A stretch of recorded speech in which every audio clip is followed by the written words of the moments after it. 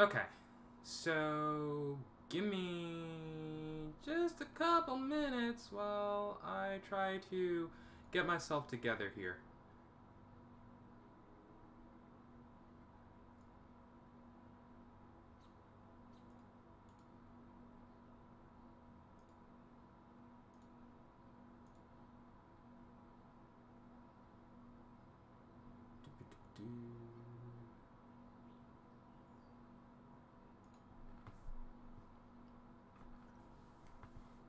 So, before I actually begin the process of.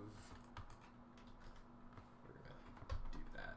Before I begin the process of actually inking right now, something I've found just to kind of keep everything safe while I'm working is to just scan my original art, and that is what I am actually doing right now. So I'm going to scan in my original piece and make sure that I have a backup.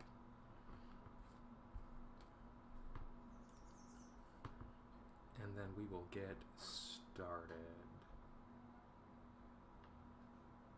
So what you're seeing right now is really just my workspace without the final thing here. I'm going to reach my hand in and grab my ink.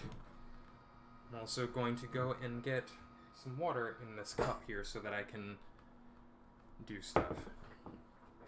What I will do is I will pull up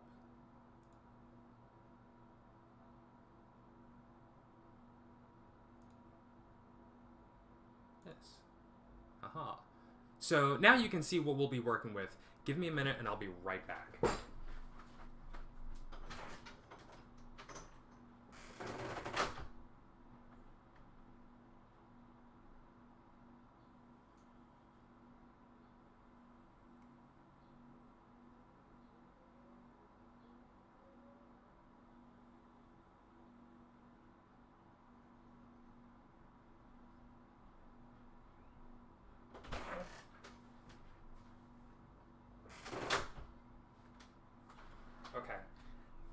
So today's stream is a bit of a late start, and that's only because I was editing another video, I was putting my hair up, and I had an immovable kitty.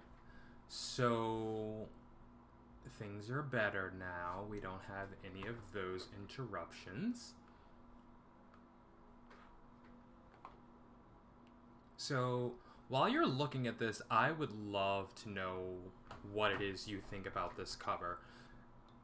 If you were present during the last stream or if you watched the last video, which is now on the IOF YouTube page, you can definitely watch me create this image. I did finally upload that video. That was from a couple of weeks ago, but that's finally up on the YouTube page. If you check under the title, under the playlist for Pencil, Ink, and Brush, which is what this series is, Pencil, Ink, and Brush is my series for creating art here on Twitch. It is really just me sitting down and sharing the entire creative process of me working on a piece. So that starts with the pencils and the inking and the painting, and so I really want to share that entire process. So that is why I call it Pencil, Ink, and Brush. So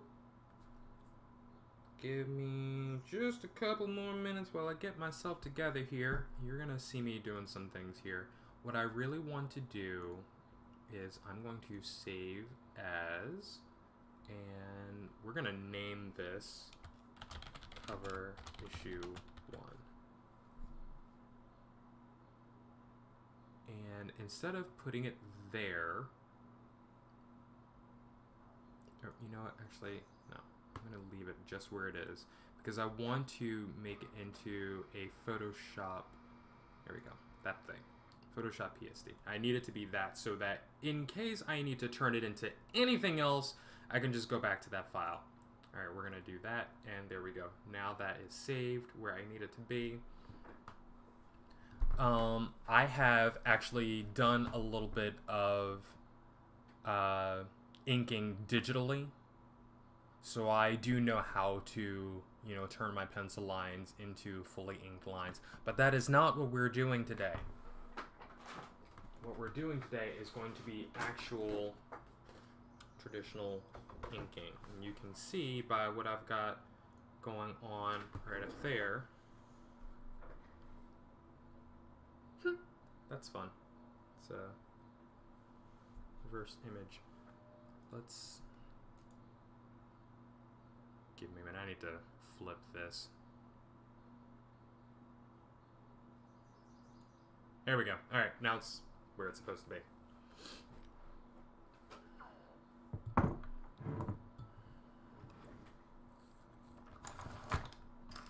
So after creating a cover, or an image, excuse me, after creating an image that I'm really, really satisfied with, the next process is to go ahead and ink it. So that is what we are going to do today. By the way, I did order a tabletop easel, so we will no longer, by next week, we'll no longer be using a flat surface. I will have everything able to sit up just like this. So that allows me to work better, and that allows you to see what I'm actually doing here. I've also repositioned my camera so that it's more showing you the actual work itself and less of this weird, I don't know, it kind of bothered me, this weird overhead thing, and I can get as close to the piece as I need to be. And actually do all the stuff that I need to do to it. So, since I am running a little late, we're going to dive right in. So whenever I start inking a piece, I don't really usually do too much to prepare for what I'm working on. You're hearing the clattering of me moving stuff around because I was not prepared right now. I'm just stuff I need to get out of the way. Okay.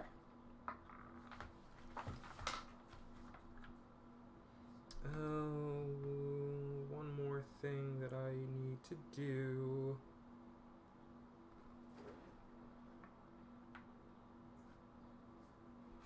Okay, so as I said, if you want to take a look at the creation of this pencil piece, that is going to be on the YouTube channel, so that is youtube.com. You can search for me at Illustrator of Fantasies, and that is where you will find the pencil, ink, and brush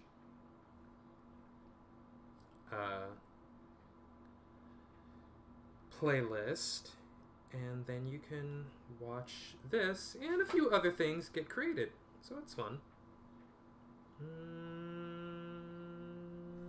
Okay. So we shake up the ink just to kind of constitute it here. Open this up. So inking is always a bit of a fraught process for me. There's a lot that goes into it.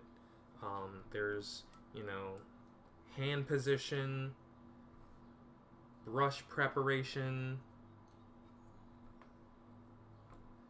especially because I do all of this with a brush. Some of the things will get a little lost. What I want to do is kind of go over some of these details here.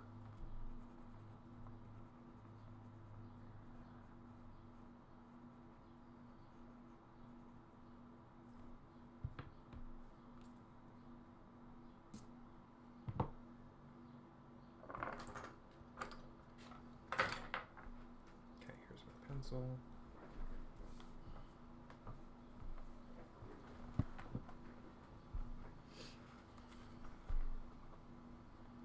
So I want to fix this eye here.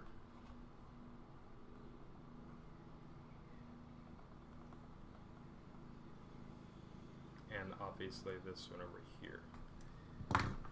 I do not ever recommend trying to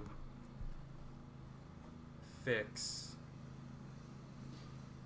details of your drawings during the inking process. Like, you have your pen or the lawnmower, you have your pen or your brush or whatever you're trying to do. I do not recommend trying to fix anything with the pencils with ink. Trying to correct bad anatomy or things that need to be fixed. Get yourself a pencil and fix them. If you are, I don't have this luxury of doing this, but if you are working with another artist, talk to them about the final piece and what you're about to ink, and get them to make whatever fixes and changes need to be fixed and changed, because you're just going to screw yourself up if you try to do that during the inking process with, permanent ink on your brush or your pen. I mean, this is a good reason why you would do what I just did, which is go ahead and scan it in so that you have the piece as it is, but you don't want to do any of that correction work with ink. You want to make sure it's as perfect where it's supposed to be with your pencils. Okay,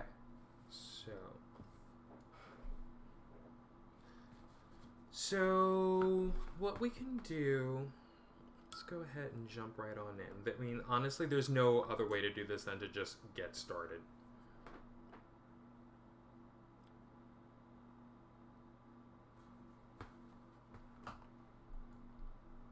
So we're going to go ahead and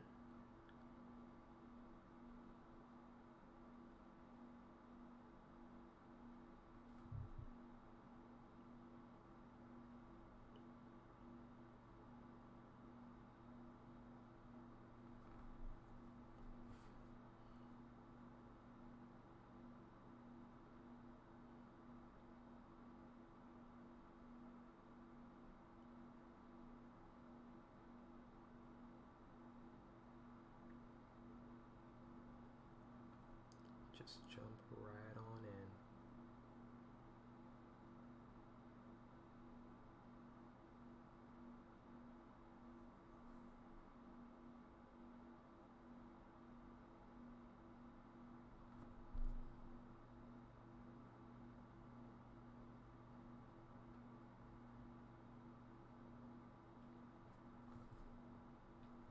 So, speaking of which, one thing that I kind of want to do, as I said, his nose has actually been kind of troubling me for a while. Here we go. Alright. Remember, we didn't do this with the ink. We took an actual pencil. If you are doing all of your own pencils, you can go ahead and you know exactly what should be where and how it should all look.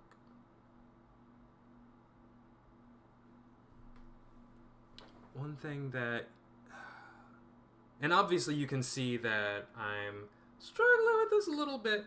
Try not to sketch with the brush. Just draw. Like, you want to kind of get everything in there, and my hand isn't steady. I can't wait until that new easel comes in.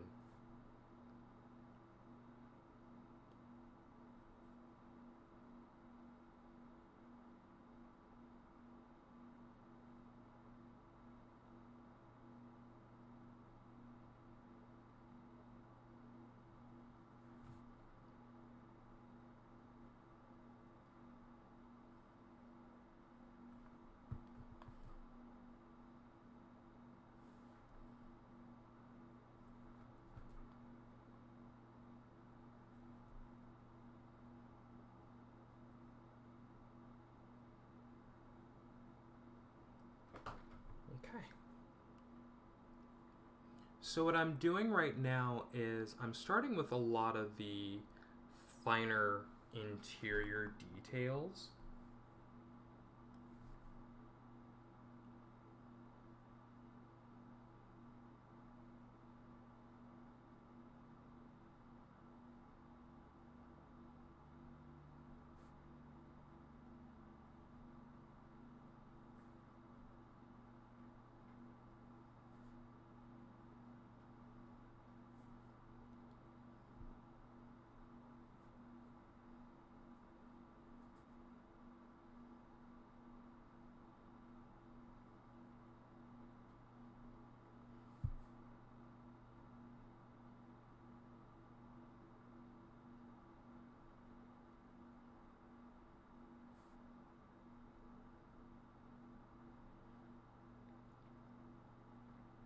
Got our little owl's eyes. One thing that I do recommend to anyone who's doing any kind of drawing, don't worry about your style. This is, kind of comes up a lot in different forums, and I've seen on different websites, especially Tumblr, when it comes to artists, new artists really just beginning their work. Everybody's focused on what their style should be. I don't even know if I probably have spoken about this before, but I would definitely say don't worry about your style. Just draw the thing. Just get it done. Draw the picture however it's supposed to look. Your style is what emerges as you practice and as you do your work. Your style is what makes the work easier for you to complete. That's where your style is. However the piece looks when it's done, whatever helps your technique, whatever helps communicate the information of the image itself, that's style. That is the art style you're going with. Whatever works. So my style is just, especially since I do my own inking and I ink with a brush,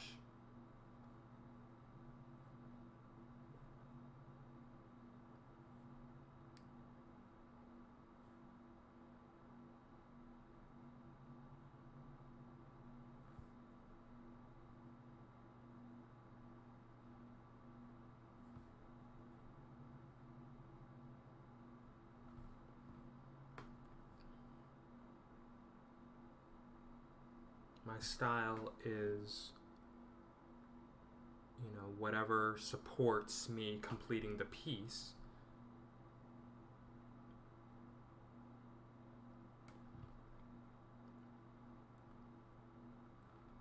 And whatever gets it done properly. And, with as little accidents and mishaps and mistakes as possible. So like my pencils will always look one way, and then when I go over those pencils with my ink, the inks will do something different.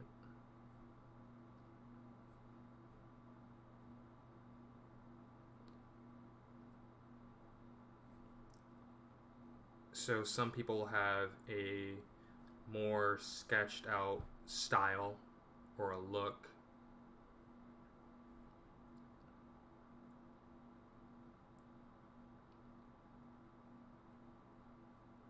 Others will have more rounded characters and lines and bold lines and thin lines. That's how they were able to complete their work. That's what that style is. That style is always, kind of the finished look, the finished project, the finished product, excuse me.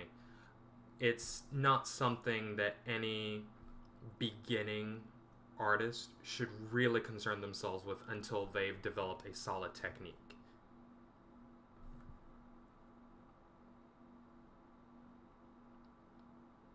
So, kind of answering an unasked question. But, I'm able to give my opinion here because this is my forum, and that's what I'm going to do. I'm going to tell you all, do not worry about your drawing style. It's, can you get the work done? That's the question that, anybody who may be commissioning you for a piece is looking for, or maybe, what you've done so far and all the projects and all the works that you've done, you've developed your style, and someone has come along and said, wow, I love the way this looks, can you do this for me? And you're in the process of trying to refine your style, when what you should be looking to do is refine your technique. You're saying, yes, I can absolutely do this, and then you do something different than what that person was looking for, and they're like, no, I wanted to look the way you did this here. And you say, oh, that was just a mistake, that was me refining my style. And that person's just like, oh, well, I like this. And instead of trying to look back at what you did to finish that piece in the way you did it, you look to try to emulate your own style. You're copying yourself. And there's a certain point where that's not working. And that's when you start to think about, how that was a finished product, when even in your head, as you're looking back at it, you're like, this is nothing. This is me just dicking around. This is me just kind of playing with the look. This isn't really a style. No, it is. It's your style. It's what you did to finish the piece.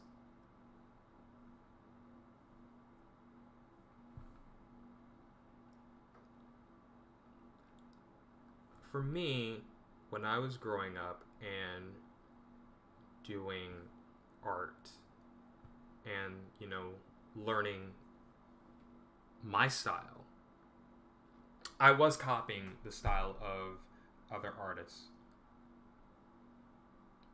especially artists who were already well known in the comics industry. So, we're everything we looked at when it came to muscles and anatomy and costuming, they were all just copied. And I wouldn't say that I was not focused on style. Of course I was, because in order to, be taken seriously as a comics artist, you want to show that you can do art in a comic style.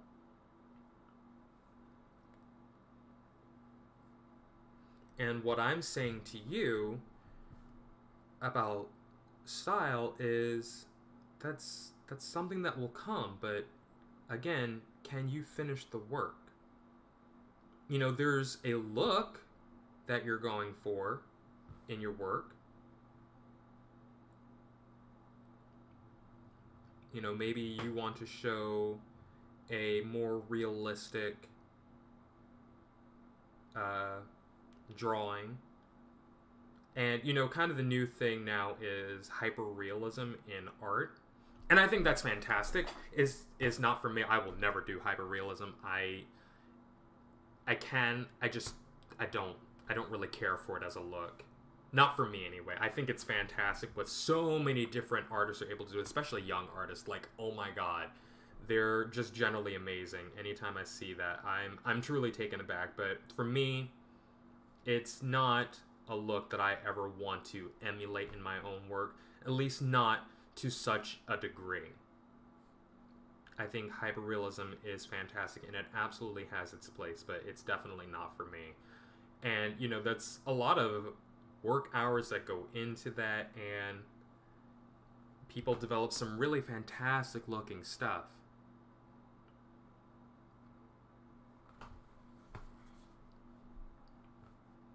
But again, hyperrealism as a style to emulate, I think if anything, artists should be looking to do more of it, at least just as a way to train them, to train your eye to look at shape and form and, yes, even color and light, so that when you do something else that's not hyper real, you know how forms move and where wrinkles should be. And for me, I look at it as not even just hyper realism, but that's life drawing. That's still lives. That's, you know, what a lot of us learned in art school. And I think hyperrealism takes it to that next degree, but it's fantastic what people are able to do, but I don't see it as, you know, kind of the next big wave in illustrated art. I see it as a method to help artists learn how to see the world around them.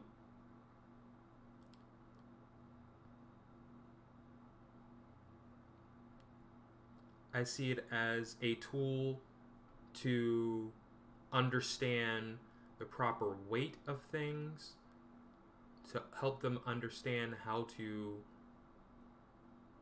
draw things.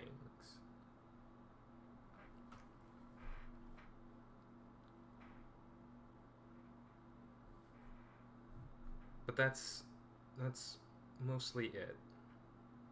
We're gonna make this belt loop a little bigger.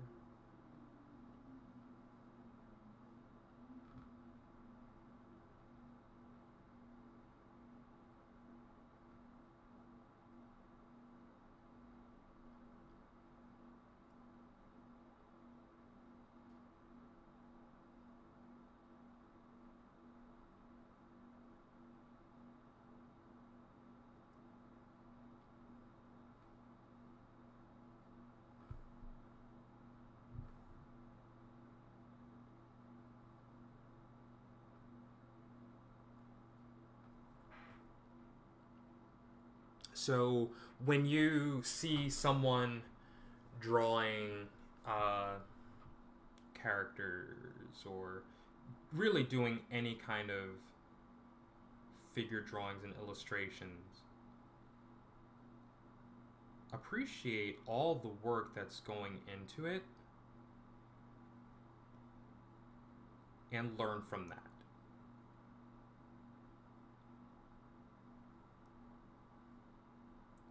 When it comes to relating hyperrealism to conversations about style, on the other hand, I recommend, and this is, you know, obviously how I've considered it and how I've looked at it. You know, it's more of a conversation, more of a discussion on how can I use the tools of hyperrealism to really create the best drawing possible. You know, without going to that hyper real. And I think hyper real is also just kind of a weird way to phrase it. And it's still life drawing, and you're making it into that photographic quality with, you know, a painter's or an illustrator's or an artist's medium.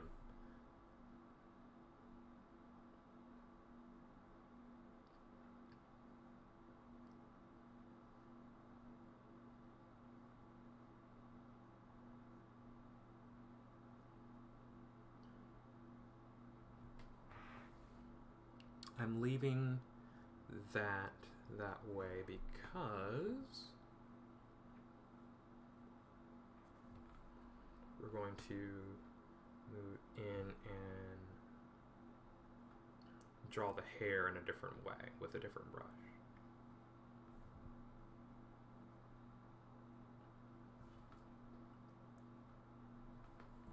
Okay, so let's take a look at what we've got so far.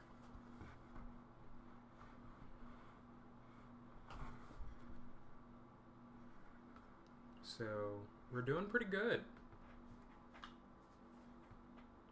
I'm usually okay to trust my own work and my own instincts.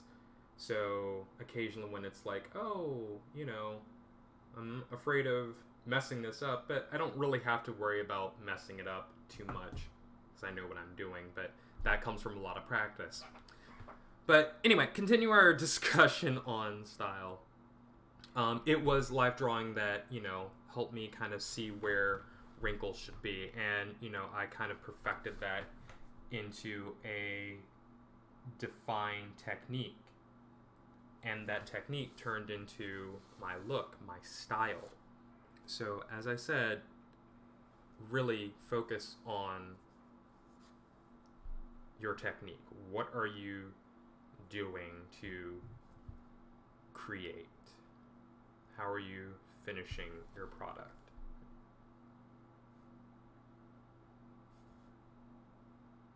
So next what I want to do is we're just going to drag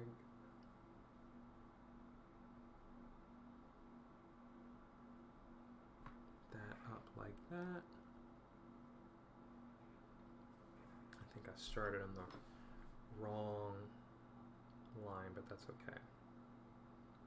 I have fairly shaky hands, and that's something that always makes the inking process, as I mentioned at the start, this is kind of a fraught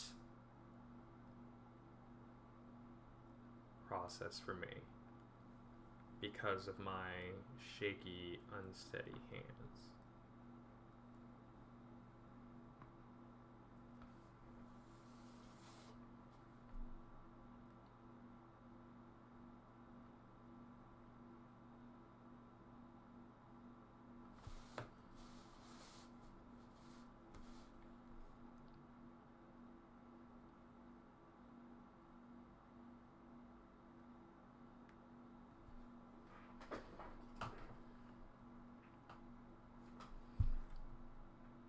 So if you were watching, or if you've seen the video about me creating this piece, you do still see the subtle gesture of the wings in there. I don't think I want to put those in. I think I'm going to leave them out.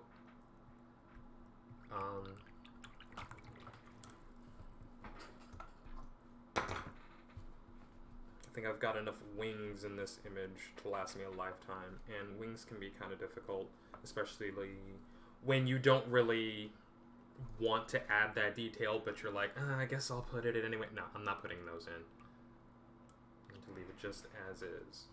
Okay, so next what I want to do, so something else you'll also definitely notice is something I'm about to do as well, is when it comes to your inking looks and your inking style, there's always a nice big bold line that kind of goes around everybody. So we're going to try that out right now. We're going to put this in here, and it doesn't really need to be a whole lot of look. It just needs to be an outline. So it's going to look like an outline. We want it to look like an outline. That is completely intentional. So I picked up a bolder brush, thicker round brush here, and we're just going to trace the outline.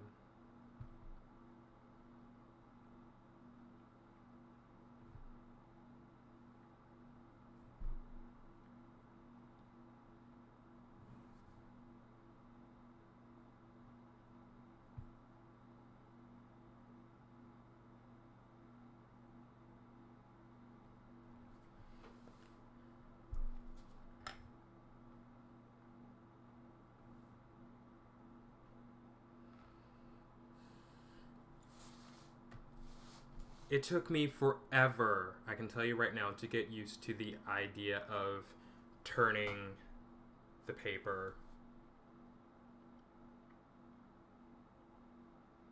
and just changing the angle that I was viewing.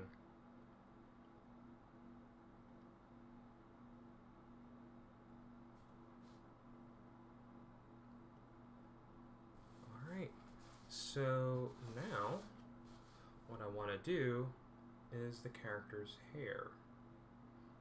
So we'll do this as an outline as well.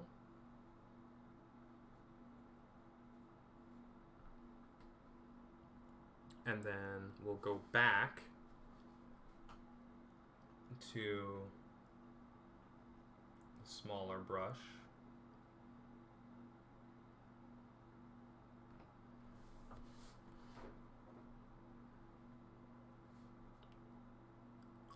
To add our little bit of details first. What's great about using a round brush is that it can give me some of those smaller, finer details.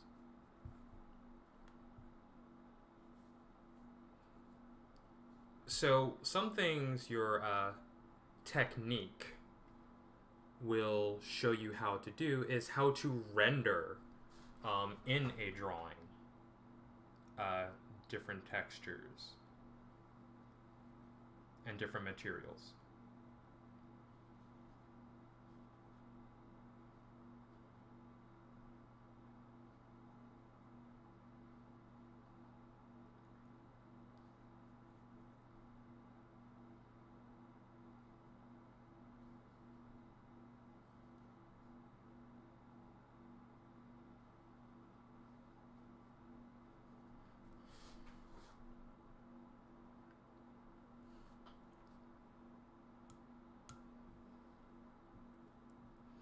Which is always good. So one other thing that I want to draw in here, our owl needs a little bolder of an outline as well, a little more bold. I say bolder, then it sounds like I'm talking about rocks. So if we just do something like this,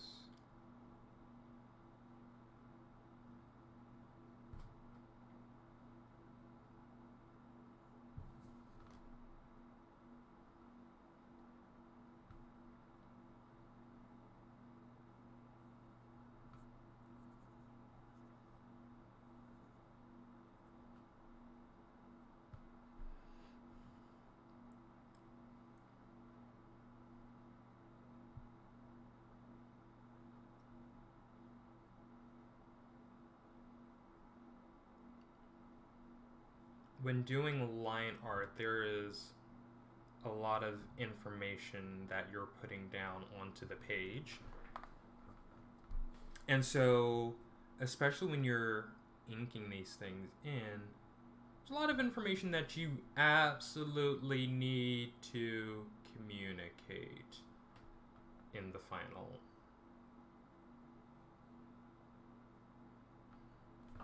piece.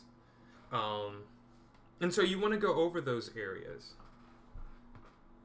You want to make sure that those things are actually being seen. So you're going to step back frequently while you're drawing and take a look and see what details need to be more defined here in the piece.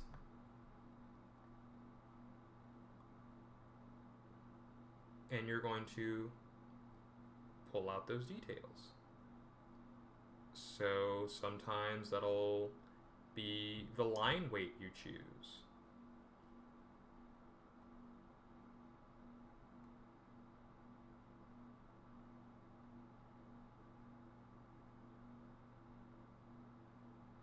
Or sometimes that will be just a color. Maybe you'll have everything stand out based on the color it is. We can definitely go in here with this bold line just to get those hands in there.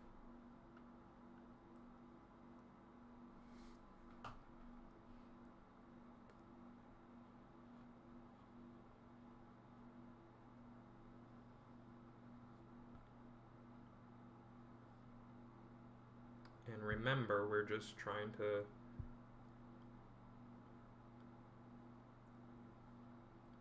define our line a little better. So we don't need to do too much here.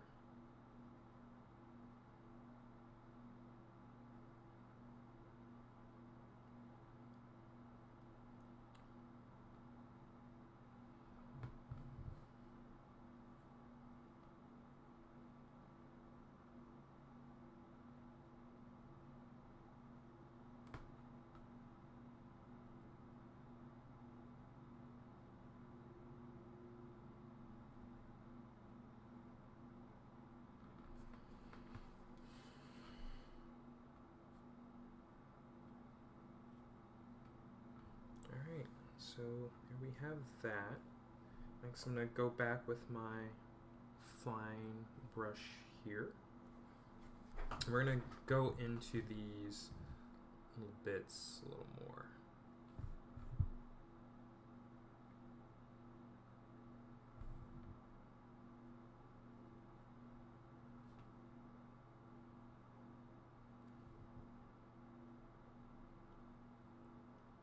Our owl that we chose has some really interesting pattern striations, so I kind of want to get a little bit of that in the inking detail.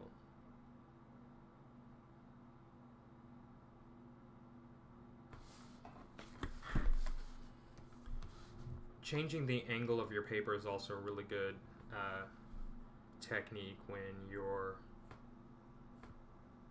more dominant hand is really the only one that can do what it is you need it to do. Like, I have tried, and I'm still in the process of, you know, kind of teaching my left hand to do more stuff with my art, but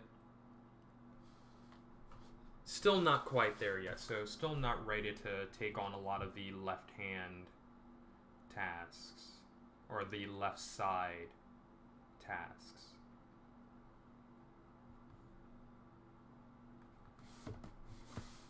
My favorite technique for gesturing the ends of curly and coily hair is just this zigzag.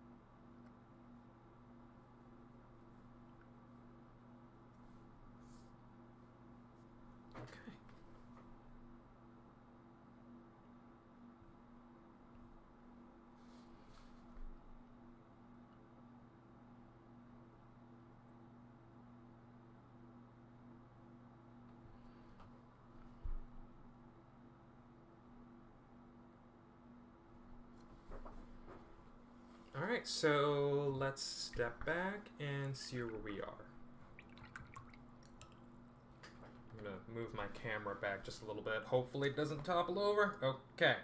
Yeah, I've had that happen a few times. Alright, so here we are. So it's not necessarily finished, like there's obviously room for more details to go in, like right around in here with these wings. But I will usually save something like this for, you know, any further details for after I step back and really see what's going on with the piece.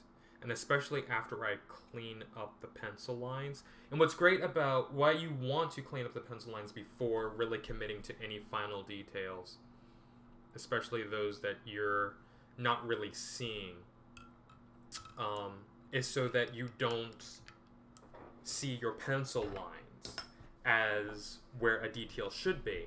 And then you clean all that up, and then you're like, oh, why did I draw that line there? Now it's there, and I can't get rid of it.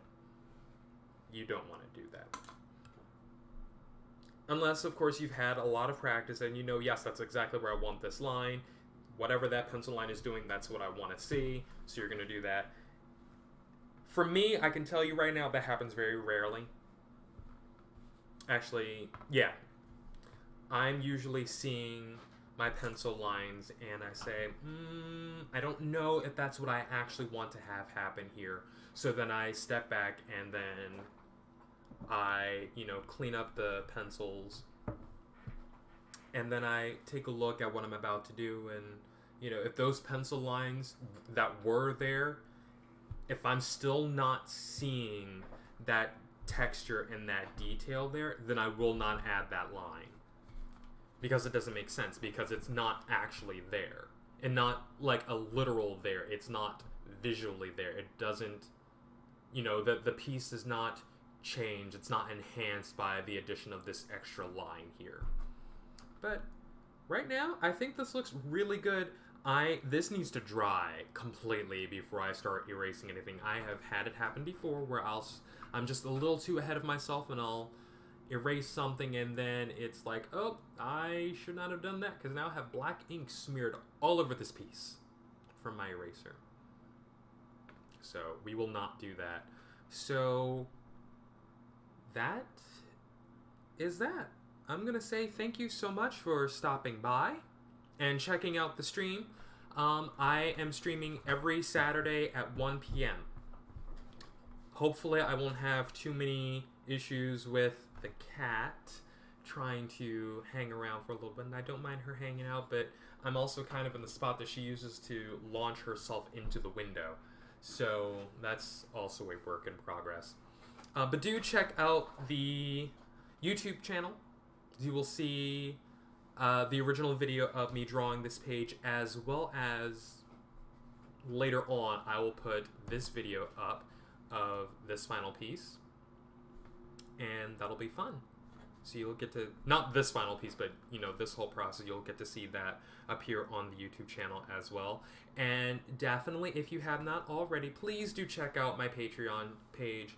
I am just trying to share my work in a more complete way of what I do here. I have my public videos, which are the Twitch streams, and then I have, some videos that I will be putting up on Patreon just to kind of have a more of an insider look as to the process of not just creating, the book itself, but also creating anything that I'm working on that IOF is producing, and the whole process for that, as well as, I get to sit and share my brainstorms with you, my audience. So definitely check those out.